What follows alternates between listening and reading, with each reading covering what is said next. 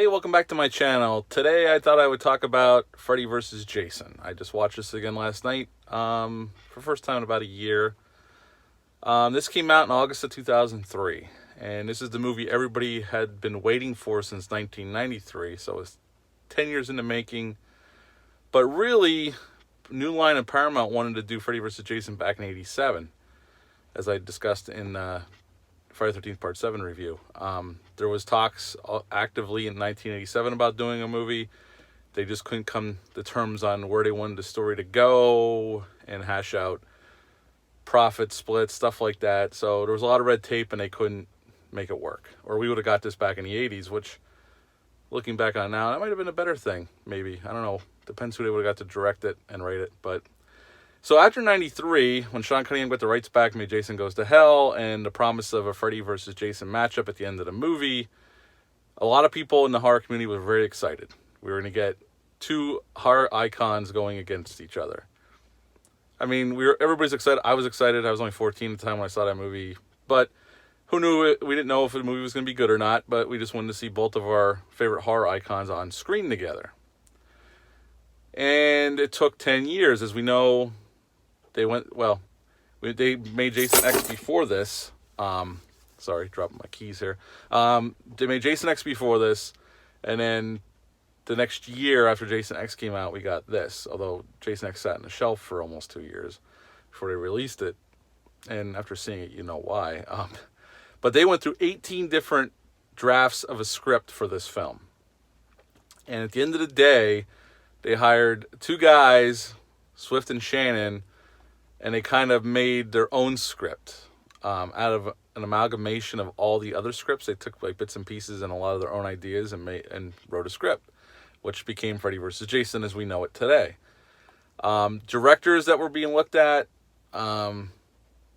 we had Rob Zombie was offered a chance to direct it. He turned it down to do his first movie, House of a Thousand Corpses, instead, which was probably a good thing. It would have been interesting to see now what Rob Zombie would have did with this, but I'm glad he did his own thing instead of going with two franchises. Rob Bottin was being looked at to direct this. I don't know how serious that was, but there definitely was talks. That gentleman is one of the best makeup effects artists of all time. He did the effects in The Howling, The Thing, RoboCop, Total Recall, and a slew of other movies. He was talked at. I don't think Wes Craven was ever... Wes Craven didn't want nothing to do with this movie. After New Nightmare, Wes Craven was pretty much done. And there was never any talks of Sean Cunningham directing this movie. Not that I'm aware of, or nothing I could find to say that that was the case. And right before this, Bride of Chucky had come out and was a success for the Child's Play franchise. And a gentleman named Ronnie Wu directed that movie. He was a Hong Kong director. I'm not familiar with his Hong Kong work at all, so I can't go off anything other than I saw Bride of Chucky. And then he made another movie after Freddy vs. Jason called Formula 51 with Samuel L. Jackson and Robert Carlyle. I actually saw that movie in the theater. And it's an okay action, kind of screwball comedy movie. Nothing special, but it's you can sit and have a good time with it. I was never happy that they chose him to do this. I was hoping they would get somebody else to do it. I never liked Bride of Chucky, so his directing work in that movie didn't wow me to the point where, oh my god, they hired Ronnie Wu to direct this movie. But whatever, I'll get into why I don't like some of the choices he made, and I don't think... He wasn't a horror fan anyway, and not that you have to be a horror fan to make a good movie. I just think his directing style wasn't fit for this film. Not to say I like this movie, it's a fun movie. I just don't think he was the right choice. Well, anyway, on to Robert Englund was coming back as Freddy. I mean, that was a foregone conclusion. And then Jason, it was always assumed Kane Hodder would come back to play Jason. Now, if you've ever seen the documentary Crystal Lake Memories, Sean Cunningham was under the impression that Kane Hodder would be coming back. Kane Hodder thought he was coming back. And Ronnie Wu in that movie even said, in that documentary says, he was fine with Kane Hodder coming back. As a matter of fact, he said, he assumed he was coming back and he didn't care if he did or not. He was on board for that. But kind of going into right before production, they went with somebody else, and that somebody else was Ken Kurtzinger, who was hired as a stunt coordinator originally, and somebody at Uline liked him enough and thought he'd make a good Jason. I think this also came down to money. This would have been the fifth time Kane Hodder played Jason. and I'm sure they would have had to pay him a little bit more than they had been. And they probably, knowing New Line, they like to pinch pennies. I mean, back, funny enough, if you ever watched Never Sleep Again, Nightmare on Elm Street documentary, which is an awesome documentary. It's on YouTube for free, so I'd suggest checking that out too. It chronicles each movie in the Nightmare on Elm Street franchise. Going into part 2, Bob Shea at New Line wanted to save some money and not bring Robert Englund back, because now Robert Englund and his agent were demanding more money. Rightfully so, because he made Freddy, an iconic horror character right away out of the gate. And they hired somebody else to play Freddy at the start of production. And it wasn't working out, and then they gave in to Robert Englund's demands and brought him back for part 2. So there's always been penny pinching going on at New Line. And I understand back in the 80s, they were just a small... I mean, Nightmare on Elm Street was their first real in-house movie they made for theatrical release. Before that, they were more of a distribution arm, although they did finance a movie called Alone in the Dark. But for the most part, they were buying up other movies and releasing them. They weren't making their own movies actively. So, they were trying to save money where they can. Well, fast forward, they gave them a $30 million budget, which is the biggest budget either franchise has ever had up to that point. And the Ken Kertzinger thing with Kane Hodder, that was a big sticking point for fans. There was a lot of fans pissed off. Now, it didn't hurt the box office because everybody wanted to see the movie. And while Ken Kertzinger seems like a nice guy, I've seen interviews with him, and he's been in a lot of movies as a stuntman and other things. His portrayal of Jason, I don't really care for in this movie. Yes, he's big and intimidating, but Jason always came off as at least not a dummy. Like, you could see him thinking things through. And in this movie, he just seemed like a big, stupid guy in a mask killing people without much thought toward... And I mean, that's like I said, Jason was never a rocket scientist, let's be honest. But at least in those other movies, even before that, you could see him thinking things through when stalking people. In this one, it's just... I don't know. I don't care for the portrayal. But Robert Englund came back, and then they hired Monica Keena to play a role in the movie. She had been best known before that for Dawson's Creek, for all you Dawson Creek fans out there. I myself had watched Dawson. I'll admit to that. I used to watch it.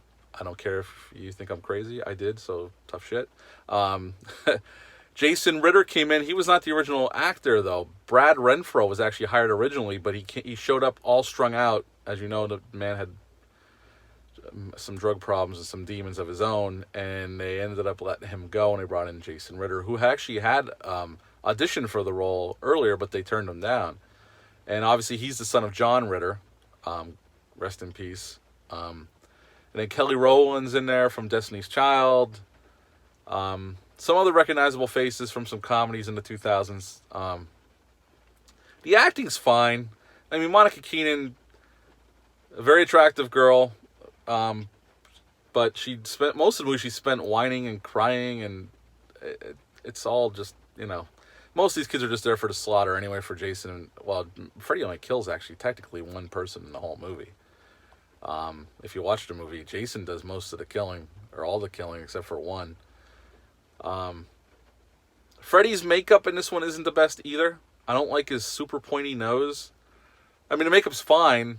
Just watching again last night, really examining it, which I probably thought way too much about this movie. It's not really meant to be a deep dive dissection of it, honestly. But the makeup's not the greatest. Not my favorite Freddy makeup.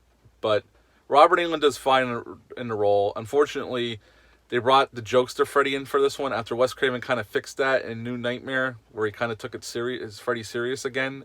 Sure, he had one-liners in that movie, but it was taken serious, and Freddy looked like he was evil and a bad MF again. And in this movie, they took him kind of back to part 4 and 5 again, which isn't my best. I don't like 4 and 5 in the series. After 3, the rest of the movies, 4, 5, and 6, to me, sucked. I agree part 4 has some creativity to it, but 5 is a terrible movie, and 6, the final Freddy's Dead, is just... Every decision made in that movie is... I'll have to do a terrible movie review on that movie. That movie is just one terrible decision after another made to make an absolutely shitty movie. That movie's an insult to horror fans, and... God, and the whole 3D thing. What a scam. Anyway, back to Freddy vs. Jason. So yeah, this version of Freddy is kind of like 4 and 5, and even Freddy's Dead, which isn't the best version of Freddy. And he does a lot of joking. And in being in the movie, they show parts of the different Freddy movies, and you hear Freddy talking over top of it, kind of, you know, giving this monologue about the kids of Springfield aren't afraid of him anymore. Nobody remembers his name, so he has no power. And his idea to get them to remember him is to resurrect Jason and send him to Springfield by tricking him as pretending to be his mother, and give him a speech about there's these bad kids at Springfield that need to be taught a lesson. And Jason, being the dumbass that he is, goes off and ends up in Springfield. And that's where we meet Laurie, played by Monica Keenen. We're at her house with Kelly Rowland's character. Catherine Isabella's in this movie too, and she's a good actress. She was in a good werewolf movie called Ginger Snaps. It's a Canadian production back in the early 2000s. If you've never seen that, give it a shot. It's definitely a different take on the werewolf mythology, but it's a really good movie, and she's great in it. And she's also in another really good movie that came out about 4 or 5 years ago called American Mary. If you've never seen that one, check that one out. It's messed up, but it's a really cool little movie. She's in it too, and she's there at the house, and her boyfriend shows up with this other guy, and these two guys are total douchebags. And her boyfriend totally treats her like shit. I'm like, why is this girl with him? This guy's an asshole, but whatever. We all know people in high school like that, so it's not like it's too far-fetched, but this guy's a little over the top with his assholishness, but whatever. And they end up going upstairs to have sex, and Jason shows up. She goes in the shower, and the boyfriend's in bed drinking a beer, and Jason shows up and kills this guy. I mean, completely, about a dozen times rams his machete through him. And folds the bed up and folds him in half, backwards, which is cool. It's pretty much it's almost just like the kill from part 6 when he kills the sheriff and he breaks him in half. The girls run, the cops show up. Monica Keenan's character, Laurie, hears one of the cops say something about Freddy, and the sheriff's like, shut up, we don't speak his name around here, because the town has covered up the Freddy murders. And they started giving kids in town this Hypnosil pill, which, if you remember, was a drug in part 3 they discussed. And the ones that wouldn't conform, or they were having a hard time, getting on board, they sent to Weston Hills, which is the same psychiatric hospital from part 3, and supposedly where Freddy was born, where his mother was raped. You could watch the other movies to find out. But yes, they do callbacks to the previous movies in a little ways like that. Not so much the Friday the 13th movies. They do bring up like the murders at Crystal Lake and that. They don't really go into that. I think, knowing this is a New Line movie, Bob Shea was more concerned with the Freddy angle than he was the Jason angle. Even though Jason does most of the killing, and he's probably on screen. Him and Freddy probably have about the same amount of screen time. There's some dream sequences in here. Some of them are okay. Ronnie Yu had a brilliant idea, and I don't like it, where when Catherine Isabella is in the dream world and she's in this boiler room, it's bathed in bright red light. And it looks like a comic book. Like it's like a comic book come to life, which was fine. It worked in Creepshow, but not here. There was an opportunity to make a really creepy scene and make Freddy scary, at least in this little small part.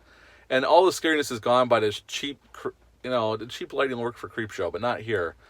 And it just doesn't work. And there's another scene where Jason and Freddy Jason's in the dream world, and it goes from red to bright green, like a neon green almost. And then there's always that part where this came out of nowhere. Jason's afraid of water, and he stops in his tracks when Freddy surrounds him with water, and he turns into a little kid. It's dumb as hell. I'm like, who came up with that? That is dumb as shit. Jason is not afraid of water. I don't care. He's never been. And he never will be, and whoever came up with that should have been slapped in the head and said, what the hell's wrong with you? But they went with it. So the writers blame Ronnie Yu for that. Who knows who came up with it? It was a dumbass idea. It didn't even need to be in the movie. It serves no point, really, of being in the movie. After that, it's just the kids trying to discover who Freddy was, how they're going to stop it, why the town covered it up. And like I said, the acting's fine. Monica Keenan's fine. She does a lot of whining at the beginning. It's not till the end of the movie where she really gets a backbone. But she does come up with a plan on how to bring Freddy out of the dream world into the real world so Jason can fight him. And they take Jason back to Crystal Lake because that's where they want the showdown to go down. That way, if Jason kills Freddy, he's already home and he won't have no reason to come back to Springwood. Springwood. So at the end of the movie, last 20 minutes, we get Monica Keenan brings Freddy into the real world, and they're in a cabin. It's on fire. And Freddy's like, oh shit, he realizes Jason's standing behind him. And that's when we get our main brawl. And it's all fun. It looks like a WWE wrestling match. They go at it. the other thing in this movie is every time somebody gets hit with something, the machete or Freddy's claws, or blood just explodes out of the body all over the place. I mean, there's a lot of blood in this movie, no doubt. And people get cut in half with Jason's machete and all that. So it's not like the movie doesn't give you a lot of blood. It does. It's just every time somebody gets hit with a weapon, it just like blood just squirts right out. And it was a choice Ronnie Yu made, supposedly, according to the couple documentaries I've seen with him interviewed about it. I just don't think he was the right person. The movie looks fine. There is some slow-mo shots, some camera shutters that look like shit in this movie. It looks like direct-to-video garbage that I guess he thought looked good, but when you watch it on high def, it looks like shit. It looks like something you'd see in a straight-to-video movie But the movie looks fine. He does an okay job. He shouldn't have been the guy hired for it. I think they hired him. Bob Shaye had, after the first one, with him and Wes Craven having arguments on the set about things, because Wes Craven had a vision, and Bob Shaye had his opinions, because he's strongly opinion. I'm not taking anything from Bob Shaye. He built New Line for what it was. But, Wes Craven in the original movie, if you watched it, they had arguments on the set. And after that, he kind of hired guys that had talent, but it was people he could shove around and give his input in and they'd listen to. That's kind of what, if you were to watch that documentary, it's kind of what it seemed like. He was hiring guys that were young, cheap to work for, that worked for cheap, and that he can, extend his will on. He was the head of the studio. I don't blame the man for having an opinion. I think, though, some of the later sequels got messed up because of him. But he didn't give us the Lord of the Rings, and he did build New Line into a decent studio over time. So, all hats off to Bob Shaye. I just think they hired Ronnie Wu because they could kind of tell him what to do, and he'd do it. Because it wasn't like Ronnie Wu was a big director and had any power. He didn't. The movie's fun. It's fun, and I'll give it a decent rating because it's fun. You can watch it, turn off the brain, watch these two titans of horror go at it. And there's blood and there's gore, there's pretty girls, and the acting's not terrible, and it's all fine. It never met my expectations, but my expectations were probably way too high for this movie ever to get to. It's a bloody miracle we ever even got this movie. Let's be honest. And then after this movie was a success, there was an idea to make a second one and bring the Ash character in from Evil Dead, which I thought would be cool. But I from what I heard, the sticking point was Ash can't die, and Sam Raimi didn't want to do it. I don't know. They couldn't work out the rights, and the guys from Evil Dead really didn't. What the New Line wanted to do with it, they didn't want to put Ash in that situation, so that never happened. And they wanted to bring Michael Myers in, which was never going to happen, because the rights were tied up somewhere else. There was no way. With different studios owning things, they hardly ever collaborate. I know with Spider-Man they have been, and then with the Friday the 13th remake, New Line and Paramount kind of. That's why they call it Friday the 13th. They kind of did it together. But most of the time, it doesn't happen that easily, But I would give Freddy vs. Jason a 7 out of 10. It's probably higher than it deserves, but it's a fun movie. For the fun factor alone, turn off the brain, watch it. It's not insulting to watch. There's some dumbass shit in there, like the pothead who decides to smoke weed when they're at the psychiatric hospital looking for this thing. It's like, really? You can't hold off until this shit's over to smoke a joint, you dumbass. And then that whole worm thing looks terrible with the CGI. But overall, it's a fun time. It has a cool heavy metal soundtrack. I own it. There's some good songs on there. If you ever get a chance, if you haven't seen it, check it out. I'm assuming if you're a fan of these franchises, you've seen it many times. But yeah, I give it a 7 out of 10. It's not great, but it's a fun time. And for that alone, it deserves a 7. That's it for Freddy vs. Jason. If you liked the video, hit the thumbs up. If you've ever seen the movie, tell me what you thought about it in the comments below. If you also like this, hit the subscribe button. Also, go over to my buddy Lenny Wanzer's channel, The Continuing Adventures of Lenny Wanzers. Check him out, subscribe, show him some love. He's a great guy, and he does some great things over there. That's it for me. Have a great day, and I'll be back soon with the first 4 Friday the 13th movies. See ya.